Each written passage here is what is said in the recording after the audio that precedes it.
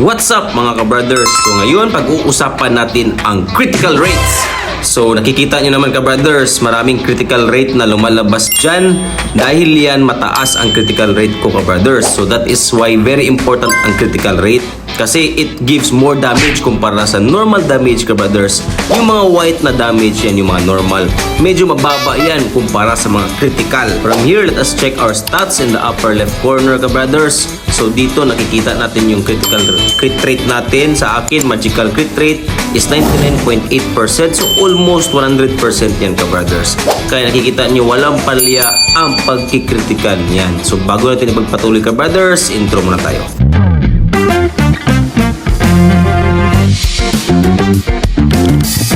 Itong critical hit ka-brothers ay very important lalo na sa PvP. So dito ka-brothers sa Shadow Leap Rankings, kung gusto mo mag-top dyan, kailangan mataas yung crit rate mo. Kasi mayroong mga players na mataas ang crit resistances. So itong crit resistances ka-brothers ay babawasan ang critical rate mo. For example, 100% ang crit rate ko kagaya ngayon. Pag mayroong player na 50% ang crit resistance, ang crit rate ko sa kanya ay 100 minus 50. 50% na lang ka-brothers. Ganun kalaki ang bawas. So out of 200, 100 lang kalahati yung magkikritical sa mga hit ko sa kanya. Paano nga ba mape-prevent yung ganun ka-brothers? So kailangan mo magkaroon ng crit rate ng at least 130% ka-brothers. Yes, kasi pag mayroong crit resistance kagaya nito ang necklace niya na 30%, 100% pa rin ka-brothers ang iyong crit rate.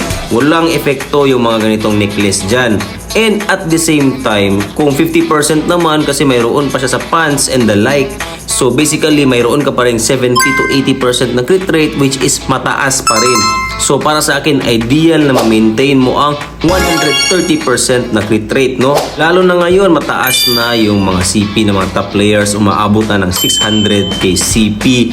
Very OP guys, yung crit resistance na yan, need yun na i-build yan. So yung mga mali ng ibang top players, wala silang crit resistance, so ang crit rate pumapasok agad-agad.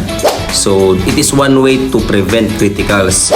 So dito ka-brothers, ang market, you can search options in the market ka-brothers. Gamit ang conditional search, ilagay mo lang dyan sa select required option ka-brothers.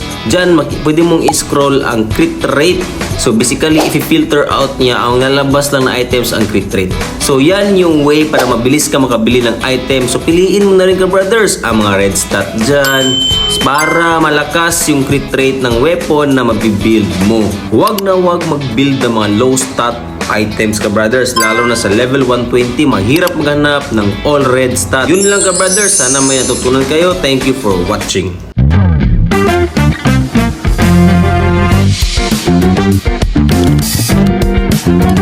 Don't forget to like and subscribe to Brothers TV.